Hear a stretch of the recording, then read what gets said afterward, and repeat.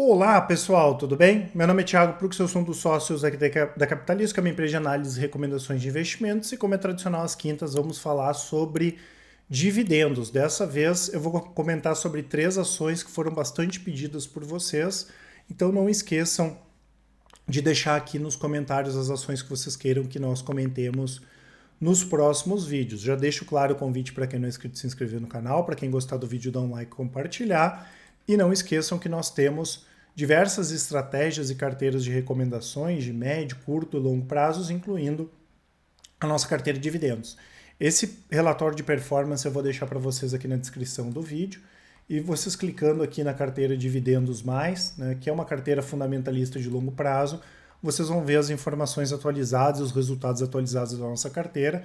Hoje é a melhor carteira de dividendos do Brasil, inclusive na semana que vem a gente vai escrever um relatório sobre isso, comparando com outras carteiras e os principais fundos de investimento. Vocês vão ver que a nossa carteira tem uma rentabilidade bastante diferenciada, né? Ela está esse ano aí com quase 20% de retorno, em 12 meses quase 30%, e no longo prazo 239% contra 83% do Ibovespa e 102% do IDIV, aqui desde junho de 2017, e tem entregado em média aí 9,24% de yield, né? Então foi o que eu falei, desconheço hoje outra carteira recomendada e mais rentável que a nossa, é uma carteira de longo prazo, com 10 minutos por mês, o investidor consegue tranquilamente acompanhar e manter atualizada, já que é buy and hold, análise fundamentalista de longo prazo. E claro, vou deixar para vocês esse cupom que dá até 35% de desconto nas nossas assinaturas. Informações todas aqui na descrição. Qualquer dúvida, nos mandem um e-mail, nos chamem no WhatsApp, né? Manda um áudio, uma mensagem. Com certeza o pessoal do atendimento vai auxiliar a todos. Então muita gente nos perguntou sobre essas 3 ações, a AES, Itaú e a ISA-CETEP, né, a Transmissão Paulista. O que está acontecendo com essas empresas em relação à questão de menores pagamentos de dividendos, tá? E muita gente querendo saber se vale a pena continuar, não vale, se vale a pena comprar, vender, enfim. Então eu quero repassar para vocês as informações aqui do setor de análise, né, comentando um pouco sobre essas 3 empresas. No caso aqui de AES, né, pessoal, talvez seja um caso aqui dentre essas 3 um pouquinho mais complexo, né? A AES é uma empresa que hoje ela é uma das principais plataformas em geração renovável de energia no Brasil. Foi uma empresa que se reestruturou nos últimos anos para focar em energias renováveis e ela passou por alguns problemas que outras empresas do setor elétrico não passaram, né? A gente já comentou algumas vezes que o setor elétrico é fantástico em termos de qualidade de empresas, né? E a AES acabou ficando um pouco para trás nesse processo. Primeiro, em relação a essa questão hidrológica, né? Choveu menos, né? Essa questão de menos chuvas, essa questão hídrica atrapalhou as empresas de geração, né? Até outubro do ano passado, inclusive a situação estava bastante complexa. Na parte de energia eólica, operacionalmente os resultados não foram bons.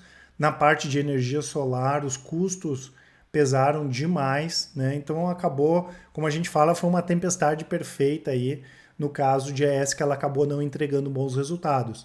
Óbvio que é uma boa empresa, tem uma perspectiva positiva para o futuro, mas né, é inegável, né, que os resultados foram bastante afetados, né? Além disso, as empresas do setor elétrico elas têm um endividamento maior, né? Como ela teve resultados mais fracos, a dívida aumentou porque o juro subiu, mas a geração de caixa dela não aumentou como no caso de outras empresas, né? A Engie, por exemplo, é uma empresa muito endividada, mas a geração de caixa da Engie aumentou, mesmo com a dívida aumentando, né? Acaba compensando.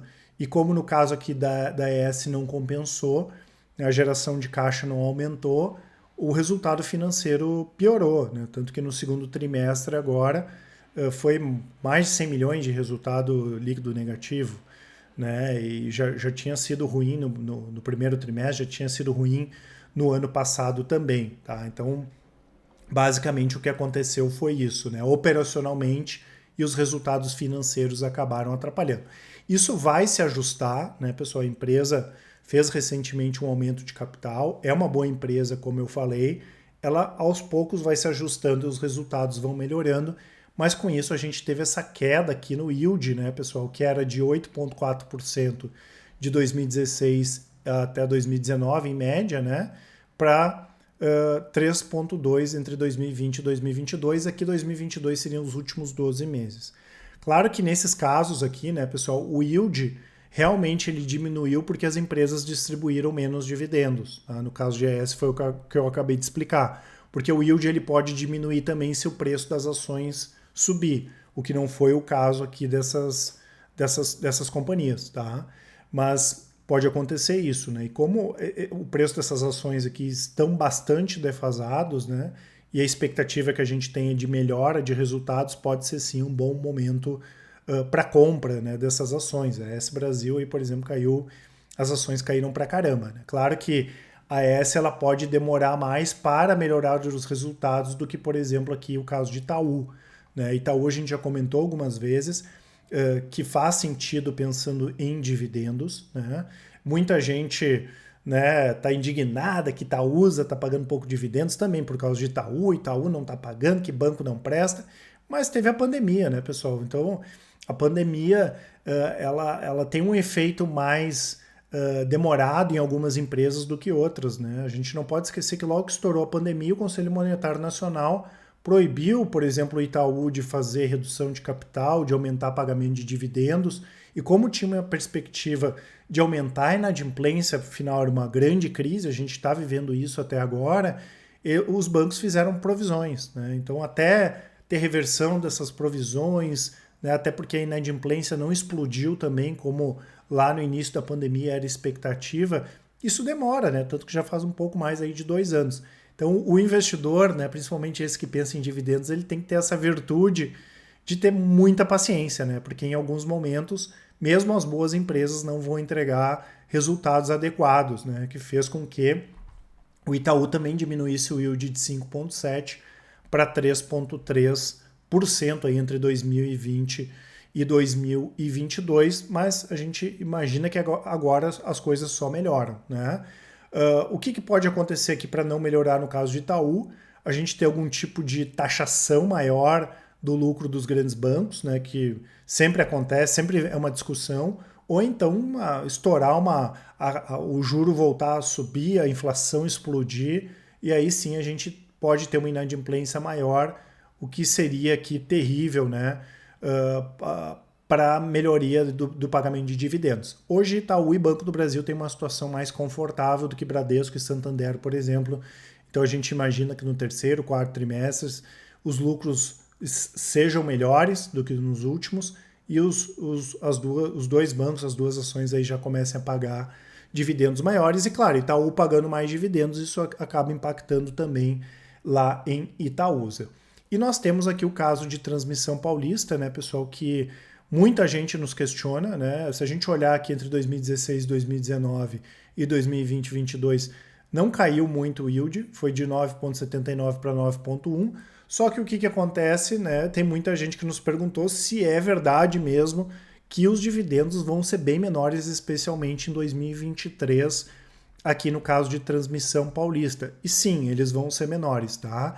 Isso já é uma coisa sabida, tá, pessoal? Então é muito importante quando a gente compra uma ação, né, é entender por que ela está pagando bons dividendos, por que ela não está, até para não fazer projeções erradas. Né? Não tem como projetar os dividendos pagos nos últimos anos aí para a Transmissão Paulista em função do que eu vou explicar agora. Né? Então já é dado, né, que o ano que vem, por exemplo, ela vai distribuir dividendos menores. E não tem problema, né? Desde que a gente saiba isso de maneira antecipada, né, e não coloque isso como uma premissa para comprar as ações, que infelizmente muita gente fez, né? Acreditou que a Transmissão Paulista é pagar 14%, 15%, a mesma coisa que ela pagou o ano passado esse ano, e o ano que vem isso não vai acontecer, né? A não ser que o preço da ação caia demais, né? Daí o yield ele até poderia aumentar, caso contrário isso não vai acontecer.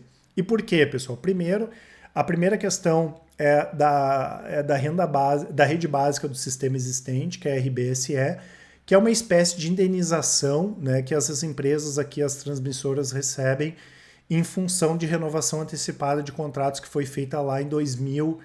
2012, tá? No caso aqui da Transmissão Paulista, houve um reperfilamento dessa indenização. E o que é isso? Né? Vamos supor que ela tinha que receber 100 milhões em 2 anos, ela vai passar a receber 100 milhões em 3 anos.